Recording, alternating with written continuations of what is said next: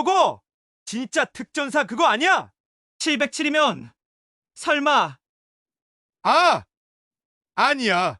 그럴 리가 없어. 형, 우리 그냥 가자. 뭔가 이상해. 맞아. 저 여자 뭔가 다르다고. 겁먹은 척하는 거야. 여자 하나가 뭘 어쩌겠다고. 손 한 번 더 대면 목 단다. 과연 707 특전사는 누구일까요? 그리고 왜 이 지옥 같은 교도소에 나타난 걸까요? 지금부터 시작되는 이야기가 궁금하시다면 구독과 좋아요 버튼을 눌러주세요. 그럼 이제 모든 것이 시작된 그날로 돌아가 볼까요? 충북 비교도소는 썩어 빠진 지옥이었습니다. 새벽 안개를 뚫고 올라오는 냄새부터가 달랐어요. 소독약과 곰팡이, 그리고 수십 년간 쌓인 죄인들의 채취가 뒤섞인 악취가 코를 찔렀죠. 높은 철조망 위로는 까마귀들이 시체라도 기다리듯 맴돌고 있었습니다. 오진아는 교도소 정문 앞에서 잠시 멈춰 섰습니다.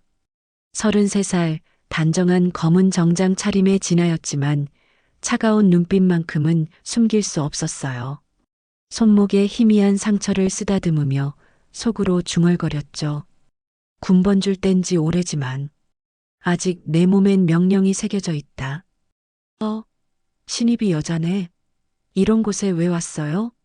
경비실에서 나온 중년 남성이 진아를 위아래로 훑어보며 혀를 찼습니다. 시선이 진아의 가슴과 허벅지를 노골적으로 스캔했어요. 오진아입니다. 오늘부터 교도관으로 근무합니다. 진아의 목소리는 얼음처럼 차가웠습니다. 경비원은 그 싸늘한 어조에 움찔했지만 금세 비열한 미소를 지었죠. 여기 죄수들 만만하지 않은데 예쁜 아가씨가 고생하겠네요. 교도소 내부로 들어서는 순간 진아는 온몸에 쏟아지는 시선들을 느꼈습니다. 복도에 서 있던 남자 간수들이 진아를 보더니 입에 담기 힘든 말들을 주고받았어요. 전현이 신입이라고? 몸매 죽이네. 한 달 버틸까? 여기 놈들이 어떤 짐승들인데. 가슴이 좀 크네. 죄수들 미쳐날 거야. 여자 하나 들어오면 개판될 텐데. 진아는 표정 하나 바꾸지 않고 걸었습니다. 하지만 귀에는 모든 말이 다 들렸죠. 복도 끝에서 김 반장이 나타났습니다. 50대 중반의 김 반장은 이 지옥에서 15년을 버틴 베테랑이었어요. 술로 부은 눈과 탐욕스러운 표정, 그리고 손가락마다 끼워진 의심스러운 금반지들이 김 반장의 정체를 말해주고 있었습니다. 오진아 씨군요. 김 반장입니다. 여기가 어떤 곳인지 알고 온 거죠? 김 반장이 진아에게 바짝 다가서며 어깨에 손을 올렸습니다. 그 손길이 은근히 진아의 몸을 더듬었어요. 강간범, 살인마, 조폭들이 득실득실한 곳이에요. 여자 혼자서는 위험할 텐데 문제 없습니다. 진아의 단호한 대답에 김 반장은 뭔가 낯익다는 느낌을 받았습니다. 저 차가운 눈빛을 어디서 본 것 같았거든요. 혹시 군대 출신인가요? 걸음걸이가 여군으로 복무했습니다. 어느 부대에서요? 행정보급 업무였습니다. 진아의 대답은 너무 간단했습니다. 김 반장은 뭔가 숨기고 있다는 직감이 들었어요. 이동 수용구역으로 향하는 길, 진아는 양쪽 철창 너머로 쏟아지는 시선들을 느꼈습니다. 운동장에서는 상반신을 벗고 운동 중인 죄수들이 진아를 발견하고는 늑대처럼 달려들어 철창을 잡고 소리를 질러댔어요. 아, 여자 간수 왔다. 개 예쁘네. 여기 좀 와봐. 저런 년이 여기서 뭘 하겠다고. 조폭 출신 이도철이 문신투성이 팔로 철창을 흔들며 혀를 날름거렸습니다. 야 누나, 형이랑 재밌게 놀아볼까? 마상구는 더 노골적이었어요. 몸매 죽인다. 한 번만 만져보자. 김 반장은 이런 광경을 보면서도 말리지 않았습니다. 오히려 비열한 미소를 지으며 진아의 반응을 관찰했어요. 김 반장에게는 이 죄수들과 특별한 거래가 있었거든요. 여기 이동이 제일 위험합니다. 중범죄자들만 모아놨거든요. 복도를 따라 걸으며 진아는 양쪽 독방에서 들려오는 소리들을 들었습니다. 외설적인 욕설, 음란한 웃음소리, 그리고 자신을 향한 저속한 농담들이 끊이지 않았어요. 저기 신임령 간다. 다리 길다. 꼴려 죽겠네.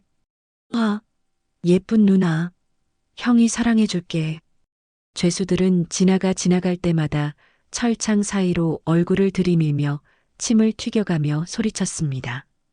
어떤 놈은 아예 바지 지퍼를 내리며 음란한 몸짓으로 진아를 유혹하려 했어요. 이도철이 철창 사이로 팔을 쭉 뻗어 진아의 엉덩이를 만지려고 했을 때 진아는 그 손을 피하면서 이도철의 눈을 똑바로 쳐다봤습니다. 그 순간이었어요. 이도철의 등골에 차가운 것이 스며들었습니다. 진아의 눈빛에서 뭔가 위험한 것이 번뜩였거든요. 전현, 뭔가 다르다. 하지만 다른 죄수들은 여전히 소리치고 있었습니다. 겁먹었나? 여기가 어딘 줄 알고 왔어? 김 반장, 전현 좀 우리한테 보내줘. 김 반장은 이런 상황을 즐기며 진아를 계속 관찰했습니다. 지금까지 이곳에 온 여직원들은 이런 상황에서 울음을 터뜨리거나 바로 사표를 냈거든요. 하지만 진아는 달랐습니다. 진아는 수용자들의 저속한 시선과 욕설을 정면으로 받아내며 한 걸음씩 걸었어요. 표정 하나 바뀌지 않았죠. 다만 아무도 눈치채지 못한 것이 하나 있었습니다. 진아의 오른팔이 무의식적으로 움직이고 있었다는 것이요. 마치 무언가를 만지작거리듯 손가락이 미세하게 움직이고 있었습니다. 첫날 근무를 마치고 교도소를 나서며 진아는 뒤돌아서 그 지옥을 바라봤습니다. 저 안에 자신이 찾고 있는 진실이 숨어 있다는 것을 알고 있었어요. 동생의 죽음에 얽힌 진실 말이죠. 그 진실을 찾기 위해서는 먼저 이곳의 짐승들을 길들여야 했습니다. 하지만 그것이 생각보다 쉽지 않을 거라는 것도 알고 있었어요. 유리창 너머로 여전히 자신을 벗기려는 듯한 시선들이 쏟아지고 있었으니까요. 첫 출근 이후 일주일이 지났지만 진아에게 쏟아지는 시선들은 더욱 노골적이고 끈적해졌습니다. 교도소 복도를 걸을 때마다 간수들의 수군거림이 따라왔어요. 전현 아직도 버티네. 언제까지 갈까? 내기 걸어볼까? 김 반장이 좀 괴롭혀보라고 했는데 진아는 이 모든 것을 들으면서도 표정 하나 바꾸지 않았습니다. 오히려 더욱 차분하고 조용해졌죠. 하지만 동료 간수들은 이런 진아의 모습을 약함으로 오해했어요. 쟤 완전 찐따네. 아무 말도 안 해. 우리가 뭘 해도 가만히 있어. 만만하다, 만만해. 김 반장은 간수들과 함께 진아를 의도적으로 따돌렸습니다. 중요한 업무 회의에서 빼버리고 식사 시간에도 혼자 앉게 만들었죠. 심지어 진아의 사물함에 음란한 사진을 몰래 넣어두기도 했어요. 하지만 진짜 문제는 수용자들이었습니다. 이도철, 마상구, 최쌍팔을 비롯한 이동의 조폭 출신 죄수들은 진아를 본격적으로 타겟으로 삼기 시작했어요. 진아가 순찰을 돌 때마다 더욱 대담해졌습니다. 아, 예쁜 누나. 오늘도 왔네. 이도철이 철창을 두드리며 소리쳤습니다. 문신으로 뒤덮인 근육질 몸을 과시하며 진아를 노려봤어요. 형이랑 재밌게 놀자고. 여기 좀 가까이 와봐. 마상구는 더 노골적이었습니다. 저번에 봤는데 가슴이 진짜 크더라. 한 번만 만져보게 해줘. 최쌍팔은 아예 음란한 몸짓을 했어요. 누나, 형이 외로워서 죽겠어. 여기 좀 봐줘. 다른 죄수들도 합세했습니다. 신임년, 겁도 없이 매일 온다. 김 반장이 눈 감아주니까 우리가 가르쳐줘야지. 저런 년은 한번 당해봐야 정신 차려. 진아는 이 모든 모욕을 조용히 견뎠습니다. 하지만 죄수들은 진아의 침묵을 두려움으로 해석했어요. 그러던 어느 날 상황이 더욱 심각해졌습니다. 김 반장이 진아에게 접견실 업무를 맡겼어요. 일부러였죠. 접견실은 가족들이 면회를 오는 곳이지만 동시에 가장 사각지대가 많은 곳이기도 했습니다. 오진아 씨, 오늘 접견실 담당해 보세요. 혼자서도 할 수 있죠? 김 반장의 비열한 미소가 진아를 향했습니다. 다른 간수들도 키득거리며 쳐다봤어요. 혹시 무서우면 다른 일 시킬 수도 있는데. 괜찮습니다. 진아의 대답은 단호했습니다. 김 반장은 만족스러운 표정을 지었죠. 접견실로 향하는 길에 진아는 복도에서 수용자들의 시선을 느꼈습니다. 평소보다 더 끈적하고 음흉한 시선들이었어요. 전현 오늘 접견실 간다던데. 거기 CCTV 사각지대 많잖아. 김 반장이 일부러 보낸 거 아니야? 죄수들 사이에서는 이미 소문이 퍼져 있었습니다. 이도철과 마상구, 최쌍팔이 오늘 가족 면회를 신청했다는 것이요. 하지만 실제로는 가족이 오지 않을 거라는 것도 모두 알고 있었어요. 접견실에 도착한 진아는 준비를 시작했습니다. 테이블과 의자를 정리하고 면회 시간표를 확인했죠. 모든 것이 평상시와 같았어요. 오후 2시 첫 번째 면회자가 들어왔습니다. 이도철이었어요. 가족이 안 왔네요. 면회 취소하시겠어요? 진아가 물었지만 이도철은 그냥 자리에 앉았습니다. 좀 기다려 볼게요. 늦을 수도 있으니까. 이도철의 눈빛이 진아를 훑었습니다. 평소와는 다른 위험한 기운이 흘렀어요. 5분 후 마상구가 들어왔습니다. 역시 가족은 없었죠. 저도 좀 기다려 볼게요. 또 5분 후 최쌍팔까지 들어왔습니다. 접견실 안에는 진아와 3명의 흉악범들만 남았어요. 밖에 있어야 할 다른 간수들은 보이지 않았습니다. 김 반장이 일부러 빼둔 거였죠. 이도철이 천천히 일어났습니다. 누나, 우리 가족 안 온다. 대신 누나랑 얘기 좀 하고 싶어. 마상구와 최쌍팔도 자리에서 일어났어요.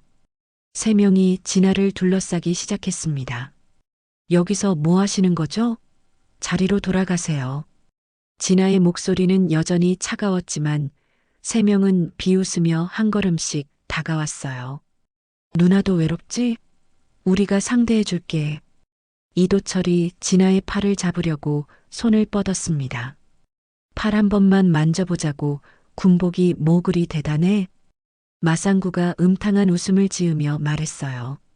여기 CCTV 사각지대야. 아무도 안 와. 최쌍팔이 진아의 다른 쪽으로 돌아가며 퇴로를 막았습니다. 진아는 뒤로 물러났지만 곧 벽에 등이 닿았어요. 3명의 흉악범들이 진아를 완전히 포위한 상태였습니다. 소리 질러도 소용없어. 김 반장이 우리 편이거든. 이도철이 진아의 어깨에 손을 올렸습니다. 그 순간이었어요. 진아의 눈빛이 변했습니다. 지금까지 보여왔던 차가운 표정이 아니라 뭔가 다른 것이 그 안에서 꿈틀거렸어요. 손 떼세요. 진아의 목소리가 한 옥타브 낮아졌습니다.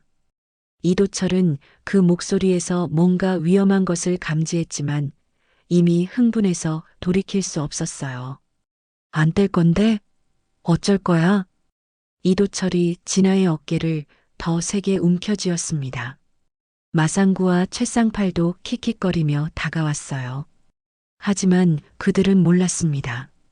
진아가 무의식적으로 움직이던 오른팔의 정체를 말이에요. 그리고 곧 그들은 알게 될 거였어요. 만만한 여자로 보였던 오진아가 사실은 전혀 다른 존재라는 것을 말입니다. 로 여전히 자신을 벗기려는 듯한 시선들이 쏟아지고 있었으니까요. 이도철의 손이 진아의 어깨를 움켜쥐는 순간 접견실의 공기가 얼어붙었습니다. 마상구와 최쌍팔이 비열한 웃음을 지으며 더 가까이 다가왔어요. 이제 와서 무서워해도 늦어. 이도철이 진아의 목을 향해 얼굴을 들이밀었습니다. 그의 입에서 나오는 독한 냄새가 진아의 코를 찔렀어요. 소리 질러도 아무도 안 와. 김 반장이 다 처리했거든. 마상구가 진아의 뒤쪽으로 돌아가며 말했습니다. 최쌍팔은 아예 문 쪽을 막고 서서 망을 보고 있었어요. 누나, 순순히 당하면 아프지 않게 해줄게. 이도철이 진아의 교도관 상의 단추에 손을 대려는 순간이었습니다. 진아가 움직였어요. 갑자기 진아가 양팔을 들어 올리더니 교도관 상의를 한꺼번에 벗어내렸습니다. 검은 낫이 하나만 남은 채로 말이죠. 3명의 죄수들은 잠시 멍했습니다. 예상치 못한 반응이었거든요. 오, 이거 완전 쉽네. 마상구가 음탕한 웃음을 지었지만 곧 그 웃음이 얼어붙었어요. 진아의 오른팔이 드러났기 때문입니다. 그 팔에는 선명한 문신이 새겨져 있었어요. 숫자 707이 검은색으로 새겨져 있었습니다. 하지만 그것만이 아니었어요. 오른팔 전체에 걸쳐 수많은 상처 자국들이 보였습니다. 총탄 자국, 칼에 베인 상처, 그리고 이름 모를 수많은 흔적들이 진아의 팔뚝을 뒤덮고 있었어요. 땀에 젖은 그 팔뚝은 마치 전쟁터를 거쳐온 증거 같았습니다. 이도철의 손이 진아의 어깨에서 떨어졌어요. 마상구는 한 걸음 뒤로 물러났고 최쌍팔은 문 앞에서 꿀꺽 침을 삼켰습니다. 저거. 이도철이 떨리는 목소리로 중얼거렸어요. 진아는 아무 말 없이 서 있었습니다. 하지만 진아의 손끝이 미세하게 움직이기 시작했어요. 마치 무언가를 분해하고 조립하는 듯한 정교한 동작이었습니다. 총기 해체 동작이었어요. 진아의 손가락들이 보이지 않는 총을 다루듯 움직였습니다. 방아쇠를 당기고 탄창을 빼내고 총열을 분리하는 동작을 반복했어요. 모든 동작이 기계처럼 정확했습니다. 마상구가 뒤로 밀려나며 중얼거렸어요. 저거 진짜 특전사 그거 아니야? 최쌍팔도 문에서 떨어져 나왔습니다. 707이면 설마. 이도철은 완전히 얼어붙었어요. 조폭으로 살면서 들어본 소문들이 머릿속을 스쳐 지나갔습니다. 707 특임단. 정부 공식 기록에는 없지만 뒷세계에서는 공포의 대상으로 불리는 부대. 아니야. 그럴 리가 없어. 이도철이 억지로 용기를 내려 했지만 진아의 차가운 시선이 자신을 꿰뚫고 있다는 것을 느꼈어요. 마치 사냥감을 노리는 맹수의 눈빛이었습니다. 진아는 여전히 아무 말 하지 않았어요. 단지 손끝으로 총기 해체 동작을 반복하며 3명을 차례로 바라볼 뿐이었습니다. 마상구가 뒷걸음질 치기 시작했어요. 형, 우리 그냥 가자. 뭔가 이상해. 최쌍팔도 동의했습니다. 맞아. 저 여자 뭔가 다르다고. 하지만 이도철은 아직 포기할 수 없었어요. 자신의 체면과 조직 내 위치가 걸린 문제였거든요. 겁먹은 척하는 거야. 여자 하나가 뭘 어쩌겠다고. 이도철이 다시 진아에게 달려들려고 했습니다. 하지만 그때 진아가 입을 열었어요. 손 한 번 더 대면 목 단다. 진아의 목소리는 빙하처럼 차가웠습니다. 그 한마디에 접견실의 온도가 영하로 떨어진 것 같았어요. 이도철은 그 목소리에서 진짜 사리를 느꼈습니다. 농담이나 협박이 아니라 진짜였어요. 마상구와 최쌍팔은 이미 문 쪽으로 도망가고 있었습니다. 형, 빨리 와. 전현 진짜야. 이도철도 드디어 현실을 깨달았어요. 자신들이 건드린 것은 평범한 여자 간수가 아니었습니다. 뭔가 훨씬 위험한 존재였어요. 미안합니다. 이도철이 급히 고개를 숙였습니다. 그리고 나머지 2명과 함께 접견실에서 도망쳤어요. 접견실이 다시 조용해졌습니다. 진아는 천천히 교도관 상의를 다시 입었어요. 하지만 오른팔의 707 문신과 상처들은 이미 3명의 머릿속에 깊이 각인되어 있었습니다. 복도로 나온 이도철, 마상구, 최쌍팔은 창백한 얼굴로 수용구역으로 돌아갔어요. 다른 죄수들이 결과를 궁금해하며 몰려들었습니다. 어떻게 됐어? 제대로 했어? 그년 울었어? 하지만 3명은 아무 말도 할 수 없었어요. 무슨 일이 있었는지 설명할 방법이 없었거든요. 707. 이도철이 떨리는 목소리로 중얼거렸을 때 나이든 죄수 하나가 갑자기 얼굴이 하얗게 변했어요. 뭐라고? 707이라고 했어? 네. 문신이. 미친. 그럼 진짜야? 정부 비밀부대? 그들이 여기 왜? 죄수들 사이에 술렁임이 일어났습니다. 707 특임단에 대한 소문을 들어본 사람들이 있었거든요. 한편 김 반장은 자신의 사무실에서 CCTV를 보고 있었습니다. 접견실의 사각지대 때문에 정확히 무슨 일이 있었는지는 몰랐지만 3명의 죄수들이 황급히 도망 나오는 모습은 볼 수 있었어요. 뭐야? 왜 저리 급하게? 김 반장이 의아해하고 있을 때 진아가 접견실에서 나왔습니다. 평상시와 똑같은 차분한 표정이었어요. 마치 아무 일도 없었던 것처럼 말이죠. 김 반장은 더욱 혼란스러웠습니다. 분명히 뭔가 계획대로 되지 않았는데 진아는 너무 평온했거든요. 그날 밤 이동 수용구역은 이상하리만큼 조용했습니다. 평소라면 시끄럽게 떠들던 죄수들이 모두 입을 다물고 있었어요. 특히 이도철, 마상구, 최쌍팔은 완전히 기가 죽어 있었습니다. 오진아가 지나갈 때마다 시선을 피했고 함부로 말을 걸지도 못했어요. 다른 죄수들도 분위기가 이상하다는 것을 눈치챘습니다.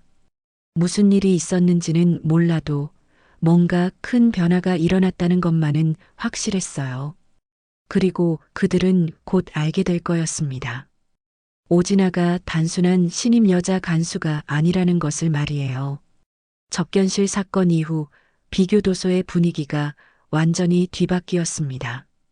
707 문신을 목격한 죄수들 사이로 소문이 번개처럼 퍼졌어요. 미친, 진짜 특전사래. 707 특임단. 정부도 모르는 유령부대. 작전 실정령이래. 흔적도 안 남긴다는 뜻이야. 죄수들은 이제 진아만 보면 벌벌 떨었습니다. 특히 이도철, 마상구, 최쌍팔은 진아가 지나갈 때마다 바닥에 엎드려서 시선도 못 마주쳤어요. 야, 전현 온다. 숨소리도 내지 마. 이놈아, 눈 마주치면 진짜 목 따일 수도 있어.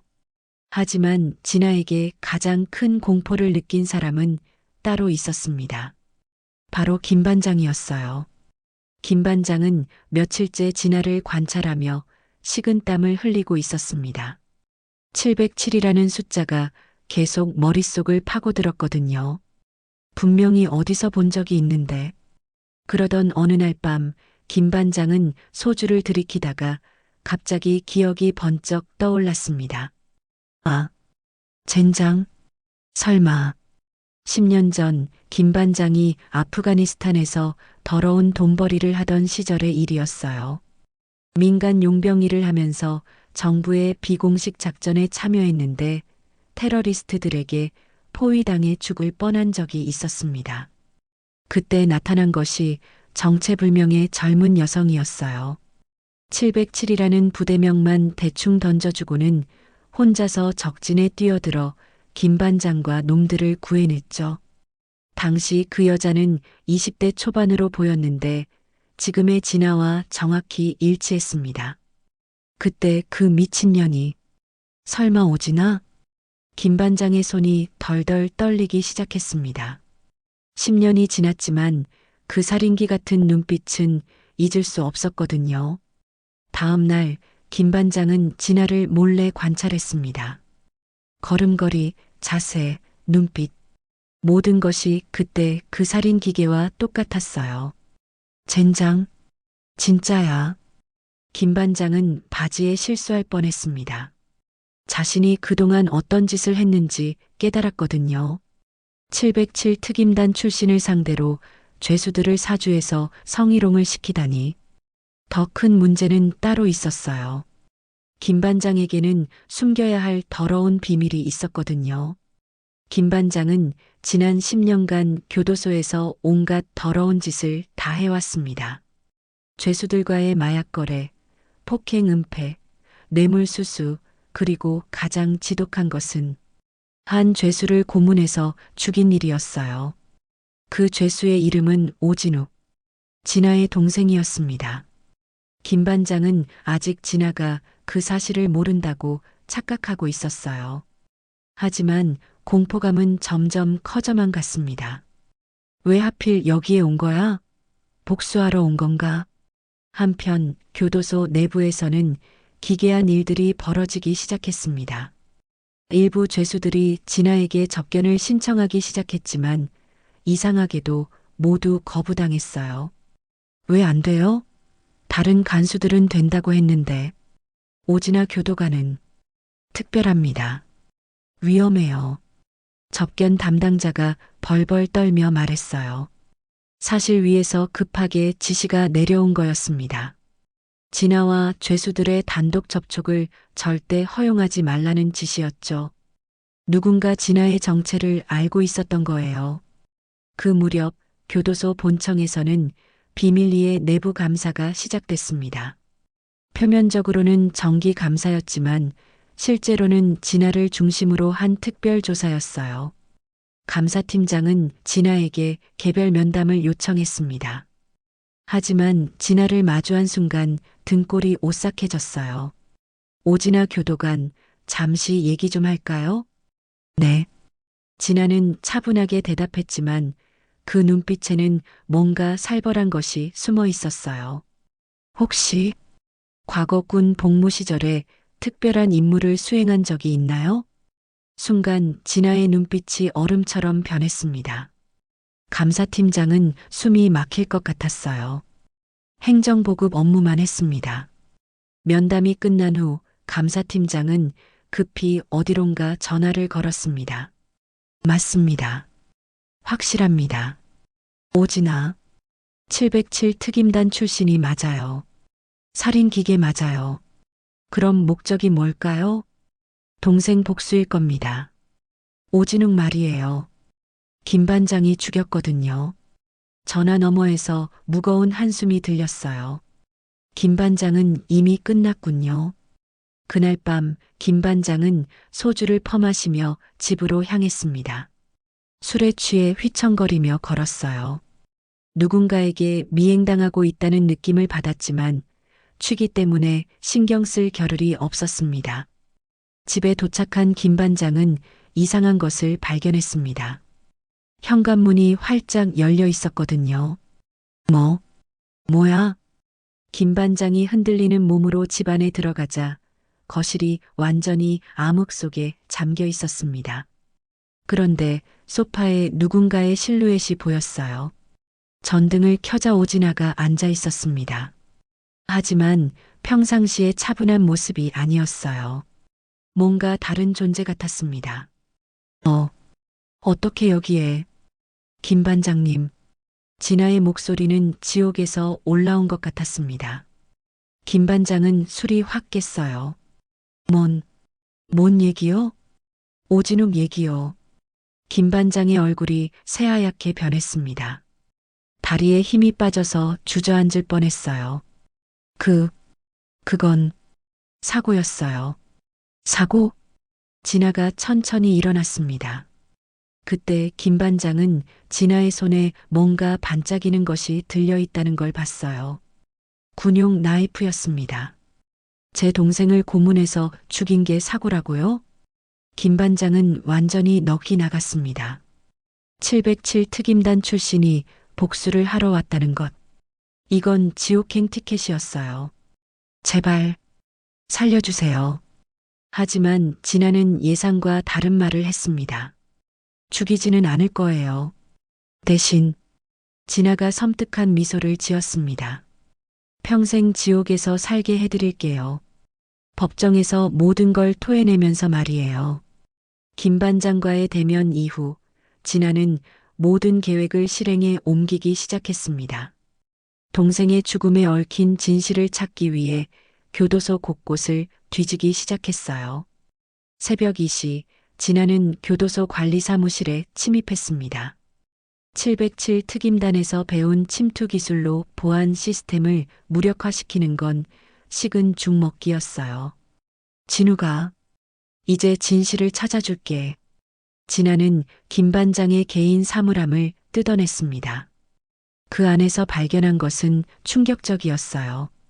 비리 장부와 함께 녹음기가 나온 거였습니다. 녹음기를 재생하자 김 반장의 목소리가 흘러나왔어요. 오진욱, 내 누나가 707 특임단 출신이라고? 그래서 뭐? 여기서는 내가 왕이야. 제발, 그만해주세요. 아무것도 말 안 할게요. 늦었어. 내가 내 비리를 봤잖아. 마약 거래하는 거 다 봤고. 진아의 손이 떨리기 시작했습니다. 동생의 절규하는 목소리가 계속 들렸거든요. 형님들, 제발 도와주세요. 야, 오진욱, 내 누나한테 편지라도 써볼까? 동생이 고문당해 죽었다고. 김 반장과 다른 간수들의 웃음소리가 녹음기에서 흘러나왔어요. 그리고 마지막에는 살려주세요. 진아의 동생이 비명을 지르는 소리와 함께 녹음이 끝났습니다. 진아는 녹음기를 꽉 쥐고 눈물을 흘렸어요.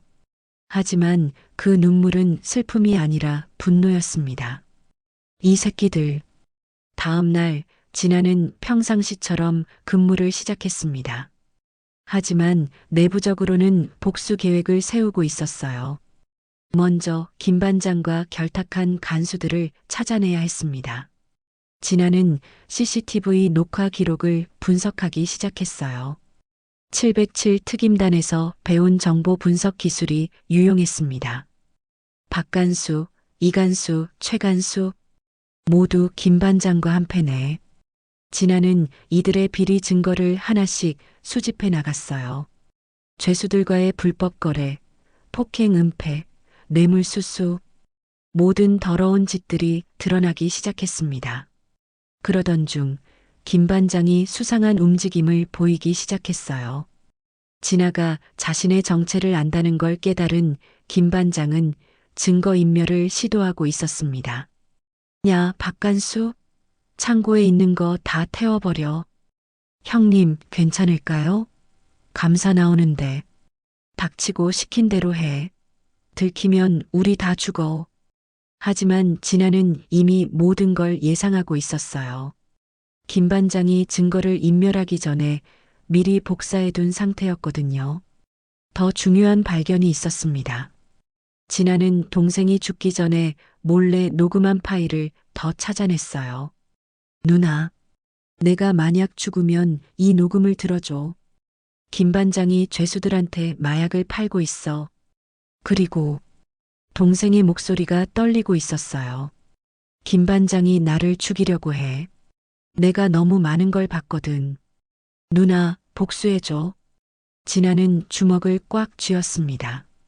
동생이 자신의 죽음을 예감하고 있었다는 게 너무 고통스러웠어요. 그때 갑자기 누군가 진아 뒤에서 말했습니다. 오진아 교도관. 뒤돌아보니 감사팀장이 서 있었어요. 뭘 하고 계신 건가요? 업무 파일을 정리하고 있었습니다. 감사팀장은 의심스러운 눈빛으로 진아를 바라봤어요. 혹시 개인적인 조사를 하고 계신 건 아니죠? 무슨 말씀이신지. 오진욱 교도관 말입니다. 진아 교도관의 동생이었죠. 진아의 표정이 굳어졌습니다. 감사팀장이 모든 걸 알고 있었던 거예요. 우리도 조사하고 있습니다. 김 반장의 비리와 오진욱 교도 간의 의문사를 말이에요. 그럼, 하지만 개인적인 복수는 안 됩니다. 법적 절차를 따라야 해요. 감사팀장이 진아에게 서류 뭉치를 건넸어요. 이건 뭔가요? 김 반장 체포 영장입니다. 내일 오전에 집행할 예정이에요. 진아는 놀라며 서류를 살펴봤습니다. 정말로 김 반장을 체포할 계획이었어요. 하지만 문제가 있습니다. 감사팀장의 표정이 어두워졌어요. 김 반장이 도망칠 수도 있어요. 이미 눈치챈 것 같거든요. 그때 진아의 휴대폰이 울렸습니다. 문자 메시지였어요. 진아야, 나 김 반장이다. 내일 새벽에 도망갈 거야. 내가 뭘 해도 못 잡을 거다. 하하. 진아의 눈빛이 살벌하게 변했습니다. 감사팀장님. 네. 김 반장이 도망간다면 제가 맡겠습니다. 안 됩니다. 위험해요. 전 707 특임단 출신이에요. 김 반장 정도는. 감사팀장이 진아의 말을 끊었어요. 알고 있습니다. 하지만 법적 절차를 무시할 순 없어요. 하지만 진아는 이미 결심을 굳혔습니다. 김 반장이 도망간다면 동생의 원수를 갚을 기회가 사라질 수도 있었거든요. 그날 밤 진아는 김 반장의 집 주변에서 잠복하고 있었습니다. 과연 김 반장이 도망갈 시도를 할 것인지 지켜보려고 했어요. 새벽 3시 김 반장이 큰 가방을 들고 집에서 나왔습니다. 차에 올라타며 사방을 둘러보는 모습이 완전히 도망자였어요. 진아는 뒤를 따라갔습니다. 707 특임단에서 배운 추적 기술을 발휘해서 들키지 않고 따라갈 수 있었어요. 김 반장의 차는 교도소 근처 창고로 향했습니다. 그곳에서 김 반장은 다른 간수들과 만나고 있었어요. 형님, 정말 도망가시는 거예요? 어쩔 수 없어. 오진아 그년이 모든 걸 알아버렸어. 그럼 우리는 어떡해요? 너희는 모르는 척해. 나만 도망가면 돼. 김 반장이 가방에서 돈뭉치를 꺼내며 나눠주고 있었어요. 도망갈 준비를 철저히 한 것 같았습니다. 하지만 그때였어요. 갑자기 창고 문이 열리며 진아가 나타났습니다. 어디 가시는 건가요, 김 반장님? 김 반장과 간수들은 완전히 당황했어요. 오진아, 넌 어떻게 동생 무덤에 인사 안 하고 가시는 건가요? 진아의 목소리에는 차가운 분노가 담겨 있었습니다. 이제 모든 것이 끝날 시간이었어요. 창고 안의 공기가 얼어붙었습니다. 진아의 등장에 김 반장과 3명의 간수들은 완전히 패닉 상태가 되었어요. 오진아, 넌 어떻게 여기를? 김 반장이 떨리는 목소리로 말했지만 진아는 차갑게 창고 문을 닫았습니다. 김 반장님, 그리고 박간수, 이간수, 최간수. 진아가 한 명씩 이름을 부르자 그들의 얼굴이 새하얗게 변했습니다. 제 동생 오진욱을 기억하시죠? 박간수가 뒤로 물러서며 말했어요. 우리는 몰라. 김 반장이 혼자 한 거야. 몰랐다고요? 녹음 파일에 다 나와 있는데요. 진아가 녹음기를 꺼내 재생했습니다. 창고 안에 동생의 비명소리가 울려 퍼졌어요. 아, 살려주세요. 야오진욱, 내 707 누나한테 편지라도 써볼까? 동생이 고문당해 죽었다고? 김 반장과 간수들의 웃음소리가 들리자 4명의 얼굴이 완전히 절망으로 변했습니다. 제 동생이 죽기 전에 몰래 녹음해둔 거예요. 누나가 복수해달라고 말이죠. 진아의 눈빛이 살벌하게 변했습니다. 이간수가 급히 휴대폰을 꺼내려 했지만 진아가 더 빨랐어요. 순식간에 이간수의 손목을 비틀어 휴대폰을 떨어뜨렸습니다. 으악! 이간수가 고통스러워하며 바닥에 쓰러졌습니다. 최간수가 뒤에서 철파이프를 들고 진아를 공격했습니다. 하지만 진아는 몸을 돌려 피하고 동시에 최간수의 무릎을 발로 차버렸어요. 야! 최간수도 바닥에 쓰러지며 다리를 부여잡았습니다. 박간수는 완전히 겁에 질려서 벽에 바짝 붙어 있었어요. 제발, 우리를 살려줘. 우리는 시키는 대로만 했어. 시키는 대로만 했다고요? 진아가 박간수에게 다가가자 박간수는 울음을 터뜨렸습니다.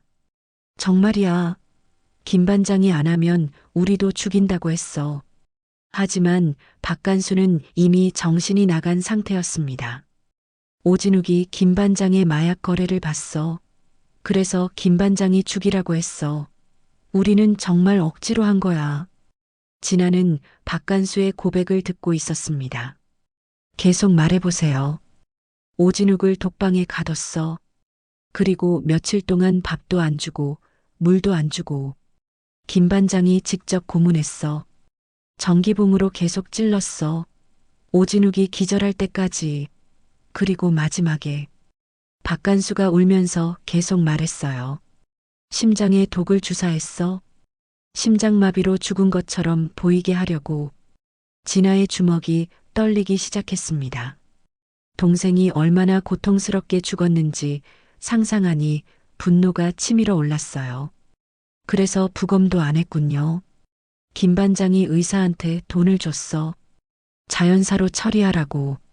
모든 진실이 드러났습니다. 동생은 단순히 비리를 목격했다는 이유로 끔찍하게 고문당해 죽은 거였어요. 김 반장이 급히 뒤쪽 문으로 도망치려 했습니다. 하지만 진아가 더 빨랐어요. 김 반장의 뒤쪽으로 돌아가서 목을 조르며 말했습니다. 어디 가시는 거예요?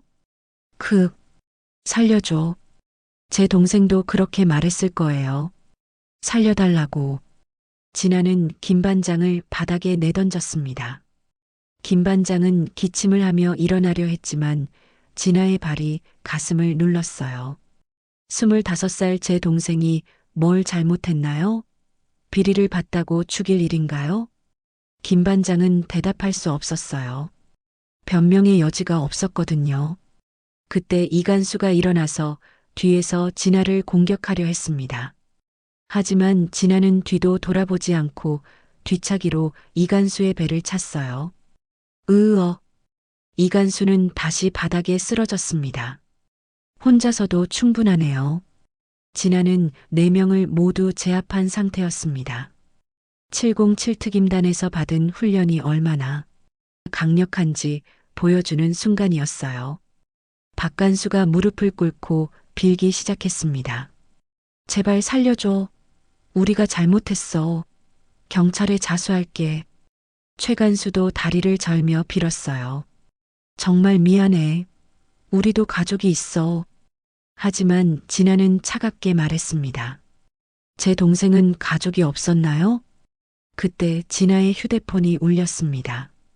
감사팀장에서 온 문자였어요. 김 반장님, 체포영장 나왔어요. 뭐라고? 감사팀과 경찰이 오고 있어요. 도망갈 생각 말고 순순히 잡히세요. 김 반장은 완전히 절망했습니다. 도망갈 수도 없고 증거도 다 잡혔으니까요. 창고 밖에서 사이렌 소리가 들려왔습니다. 경찰이 도착한 거였어요. 여기다. 창고 안에 있어. 감사팀장의 다급한 목소리가 들렸습니다. 진아가 창고 문을 열자 감사팀장과 경찰들이 들어왔어요. 4명이 모두 바닥에 쓰러져 있는 모습을 보고 경악했습니다. 이게 대체 어떻게 된 거요? 도망가려던 걸 제지했습니다. 경찰관이 김 반장에게 수갑을 채우며 읽어주었어요. 김 반장, 당신을 살인 및 교도소 내 비리 혐의로 체포합니다. 김 반장은 체념한 표정으로 고개를 숙였어요. 이제 모든 게 끝난 거였습니다. 진아는 창고 밖으로 나와서 새벽 하늘을 바라봤습니다. 동생을 위한 복수는 끝났지만 마음은 여전히 무거웠어요.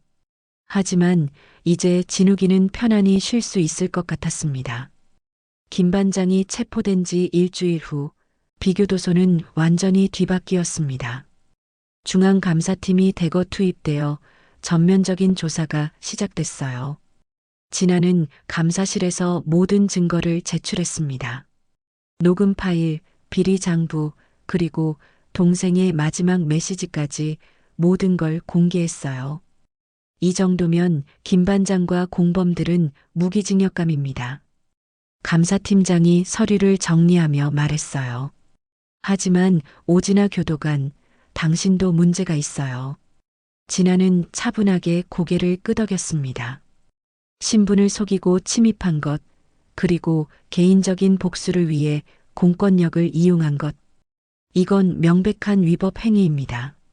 알고 있습니다. 진아의 대답은 담담했어요. 이미 각오한 일이었거든요. 하지만 당신 덕분에 더 큰 비리를 막을 수 있었어요. 김 반장이 계속 있었다면 더 많은 피해자가 생겼을 겁니다. 감사팀장이 진아를 바라보며 말했습니다. 그래서 특별한 제안이 있어요. 진아는 고개를 들었어요. 정식으로 수사기관에 협력해 주세요. 707 특임단 출신의 실력을 정당한 곳에 써주시면 좋겠습니다. 하지만 진아는 고개를 저었어요. 감사하지만 이제 그만두려고 해요. 그때 갑자기 감사실 문이 거칠게 열리며 한 남자가 들어왔습니다. 정장을 입은 중년 남성이었는데 뭔가 범상치 않은 냄새가 풍겼어요. 권력의 냄새였습니다. 오진아 씨죠? 남자가 진아를 보며 음침하게 말했습니다. 국정원 박 과장입니다. 진아의 표정이 얼어붙었어요. 국정원이 나타났다는 건 심상치 않은 일이었거든요. 707 특임단 해체 이후 당신을 찾고 있었어요. 박 과장이 의자에 앉으며 냉소적으로 말했습니다. 정부에서 새로운 특수부대를 창설하려고 합니다. 당신 같은 인재가 필요해요. 거절합니다. 진아의 대답은 칼날처럼 날카로웠어요. 더 이상 정부를 위해 일할 생각이 없습니다. 박 과장은 예상했다는 듯 비열한 미소를 지었습니다. 그럴 줄 알았어요. 하지만 선택권이 없어요. 진아의 눈빛이 살벌하게 변했어요. 무슨 뜻입니까? 당신이 여기서 한 일들, 신분 위조, 불법 침입, 폭력 행사. 이 모든 걸 덮어줄 수도 있고 무기징역으로 보낼 수도 있어요. 박 과장이 서류를 꺼내며 협박조로 말했습니다. 선택하세요. 새로운 임무를 받거나 감옥에서 썩거나. 진아는 박 과장을 노려봤어요. 하지만 박 과장은 전혀 위축되지 않았습니다. 그때 감사실 밖에서 소음이 들려왔어요. 뭔가 소란이 벌어지고 있었습니다. 뭐야? 감사팀장이 일어나 문을 열어보니 복도에 수많은 기자들이 늑대떼처럼 몰려 있었어요. 오진아 교도관, 인터뷰 부탁드립니다. 707 특임단 출신이라는 게 사실인가요? 동생의 복수를 위해 잠입했다는 건 사실입니까? 누군가 언론에 모든 걸 흘린 거였어요. 진아의 정체와 김 반장 사건이 완전히 공개된 상태였습니다. 박 과장이 비웃으며 말했어요. 이제 숨을 곳도 없어요. 언론에 모든 게 다 나왔으니까. 진아는 창밖을 바라봤습니다. 교도소 앞에는 수십 대의 방송 차량이 마치 전쟁터처럼 몰려 있었어요. 누가 흘렸죠? 누구겠어요? 정부에서 당신을 압박하려고 한 거죠. 박 과장이 냉소적으로 말했습니다. 이제 선택권이 하나밖에 없어요. 우리와 함께하거나 언론의 먹잇감이 되거나. 하지만 그때였어요. 진아가 갑자기 섬뜩하게 웃기 시작했습니다. 뭐가 그렇게 웃겨요? 박 과장이 의아해하며 물었어요. 제가 준비를 안 했을 거라고 생각하세요? 진아가 자신의 휴대폰을 꺼내며 음험하게 말했습니다. 지금까지의 모든 대화가 녹음되고 있어요. 국정원이 협박하는 것까지 포함해서 말이에요. 박 과장의 얼굴이 새하얗게 굳어졌어요. 그리고 이 녹음 파일은 이미 여러 언론사에 자동 전송되도록 설정했습니다. 진아가 휴대폰 화면을 보여주자 박 과장은 완전히 당황했어요. 언론이 원하는 건 진실이에요. 정부의 더러운 압박이 아니라 말이죠. 그때 복도에서 더 큰 소란이 일어났습니다. 기자들이 박 과장의 존재를 알아챈 거였어요. 국정원이 개입됐나요? 정부가 은폐하려고 하는 건가요? 박 과장은 급히 뒷문으로 도망쳐야 했어요. 마치 쫓기는 쥐처럼 말이죠. 진아는 감사실에서 나와 기자들 앞에 당당하게 섰습니다. 수십 개의 카메라가 진아를 향했어요. 질문 받겠습니다. 진아의 목소리는 차분했지만 강철처럼 단단했어요. 707 특임단 출신이 맞나요? 네, 맞습니다. 동생의 복수를 위해 잠입한 건가요? 네. 하지만 개인적인 복수가 아니라 정의를 위한 것이었어요. 진아가 마이크에 대고 단호하게 말했습니다. 제 동생 오진욱은 교도소 비리를 목격했다는 이유로 고문당해 죽었습니다. 김 반장과 공범들이 저지른 살인이었어요. 기자들이 술렁거렸어요. 그리고 정부는 이 사실을 은폐하려고 했습니다. 저를 협박해서 침묵시키려고 했어요. 진아가 녹음기를 꺼내며 말했습니다. 이 안에는 국정원이 저를 협박하는 내용이 들어 있어요. 모두 들어보세요. 박 과장의 협박 음성이 흘러나오자 기자들은 완전히 흥분했어요. 국정원이 피해자를 협박했다는 건가요? 정부가 진실 은폐를 시도했나요? 진아는 고개를 끄덕였어요. 하지만 저는 굴복하지 않을 겁니다. 제 동생의 죽음이 헛되지 않도록, 그리고 더 이상 이런 일이 일어나지 않도록 끝까지 싸울 거예요. 그날 저녁 진아의 기자회견은 모든 뉴스의 톱을 장식했습니다. 국정원의 협박 녹음까지 공개되면서 정부는 완전히 궁지에 몰렸어요. 진아는 교도소 옥상에서 차가운 밤바람을 맞으며 하늘을 바라봤습니다. 오른팔에 707 문신을 천천히 쓰다듬으며 깊은 한숨을 내쉬었어요. 진우가, 이제 정말 끝났어. 동생을 위한 복수도 정부와의 싸움도 모두 끝났어요. 이제 새로운 시작을 할 시간이었습니다. 3개월 후 대한민국은 완전히 뒤바뀌어 있었습니다. 진아의 폭로로 시작된 파문이 전국을 뒤흔들었거든요. 김 반장은 1심에서 무기징역을 선고받았고 공범들도 모두 중형을 받았어요. 더 충격적인 건 국정원 박 과장과 상급자들까지 줄줄이 구속된 것이었습니다. 오진아 효과라고 불리는 사회 현상까지 일어났어요. 각종 비리를 고발하는 내부 고발자들이 쏟아져 나왔고 정부는 완전히 신뢰를 잃었습니다. 하지만 정작 진아는 그 모든 변화를 멀리서 지켜보고 있었어요. 진아야, 커피 좀 더 줄까? 작은 카페의 사장이 진아에게 다가와 말했습니다. 진아는 서울을 떠나 강원도의 작은 시골 마을에서 새로운 삶을 시작하고 있었어요. 괜찮아요, 사장님. 진아는 미소를 지으며 대답했습니다. 예전의 차가운 모습은 온데간데 없었어요. 카페 창밖으로는 평화로운 시골 풍경이 펼쳐져 있었습니다. 진아는 이곳에서 조용히 살면서 동생의 무덤을 자주 찾아갔어요. 진우가 오늘도 왔어.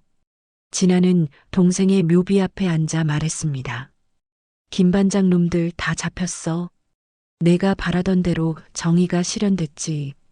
바람이 불어와 진아의 머리카락을 흩날렸어요. 그런데 말이야. 복수하고 나니까 마음이 허전해. 너 없는 세상에서 뭐라고 살아야 할지 모르겠어. 그때 뒤에서 발자국 소리가 들렸습니다. 진아가 돌아보니 중년 여성 하나가 하얀 국화꽃을 들고 서 있었어요. 혹시 오진아 씨인가요? 여성이 조심스럽게 물었습니다. 네, 맞는데요. 저는 김 반장 때문에 아들을 잃었어요. 여성의 목소리가 떨렸어요. 제 아들도 교도소에서 의문사했거든요. 그 악마 같은 사람 때문에. 진아는 일어나서 여성을 바라봤습니다. 진아 씨 덕분에 진실이 밝혀졌어요. 정말, 정말 고맙습니다. 여성이 고개를 숙여 인사했어요. 아들이 억울하게 죽었는데 아무도 믿어주지 않았거든요. 그런데 진아 씨가 모든 걸 밝혀주셨어요. 진아는 여성의 어깨에 손을 올렸습니다. 아니에요. 저는 그냥 제 동생을 위해 한 일이에요. 그래도 고마워요. 덕분에 제 아들도 명예를 되찾았어요. 여성이 울면서 말했어요. 그날 이후로 비슷한 사람들이 계속 찾아왔습니다. 교도소 비리 피해자 가족들, 부조리한 권력에 맞서다 상처받은 사람들, 모두들 진아에게 감사 인사를 하러 왔어요. 진아는 그들을 보면서 깨달았습니다. 자신의 행동이 단순한 개인적 복수가 아니었다는 것을 말이에요. 어느 따뜻한 봄날, 진아에게 특별한 방문자가 찾아왔습니다. 진아 누나. 어린 남자아이가 진아에게 달려왔어요. 너는 누구야? 저는 오진욱 아저씨 친구 아들이에요. 아빠가 진아 누나 이야기 많이 해줬어요. 아이가 밝게 웃으며 말했습니다. 아저씨가 진짜 영웅이었다면서요? 누나도 영웅이라고 했어요. 진아의 가슴이 뭉클해졌어요. 동생이 누군가에게는 영웅으로 기억되고 있었던 거예요. 그래, 너희 아저씨는 정말 영웅이었어. 진아가 아이의 머리를 쓰다듬으며 말했습니다. 그때 아이의 아버지가 나타났어요. 진아 씨, 죄송합니다. 아이가 갑자기, 괜찮아요. 진아가 미소를 지으며 말했습니다. 진욱이 이야기 많이 해주세요. 아이가 좋은 어른으로 자라도록. 남자는 고개를 끄덕였어요. 진욱이는 정말 좋은 사람이었어요. 교도소에서도 다른 수감자들을 도와주고 항상 정의로운 일을 했거든요. 진아는 처음으로 동생의 마지막 모습을 들을 수 있었어요. 그래서 김 반장이 더 미워했나 봐요. 진욱이가 너무 착해서. 남자의 말에 진아는 고개를 끄덕였습니다. 그날 밤 진아는 카페에서 마지막 정리를 하고 있었어요. 내일부터는 새로운 일을 시작할 예정이었거든요. 피해자 가족들을 돕는 상담센터를 열기로 했어요. 자신과 같은 고통을 겪는 사람들에게 희망을 주려고 했습니다. 진아는 카페 문을 잠그고 밖으로 나왔어요. 하늘에는 수정처럼 맑은 별들이 반짝이고 있었습니다. 진우가, 이제 정말 새로운 시작이야. 진아가 하늘을 바라보며 말했습니다. 복수는 끝났어. 이제는 다른 사람들을 도우면서 살 거야. 내가 하고 싶었던 일들을 대신 해줄게. 따뜻한 봄바람이 불어와 진아의 뺨을 스쳤어요. 마치 동생이 대답하는 것 같았습니다. 진아는 오른팔에 707 문신을 마지막으로 쓰다듬었어요. 이제 그 문신은 복수의 상징이 아니라 정의의 상징이 되었습니다. 정의는 소리치지 않아. 그냥 보여주는 거지. 진아가 속으로 중얼거렸어요.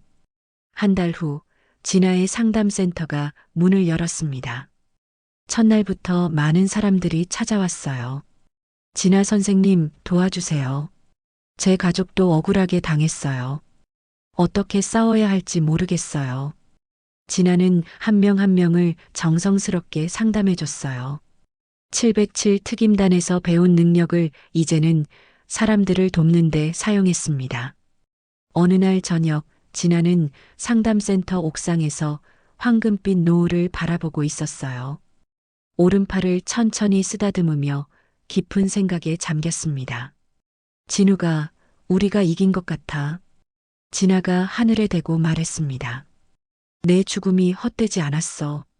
많은 사람들이 변했고 세상도 조금씩 나아지고 있어. 노을이 지고 밤이 되었지만 진아의 마음은 처음으로 평화로웠어요. 복수는 끝났지만 새로운 시작이 기다리고 있었습니다. 이제 진아는 과거의 그림자가 아니라 희망의 빛이 되어 살아갈 수 있었어요. 하늘에서 첫 별이 다이아몬드처럼 반짝이기 시작했을 때 진아는 마침내 진정한 평화를 찾았습니다.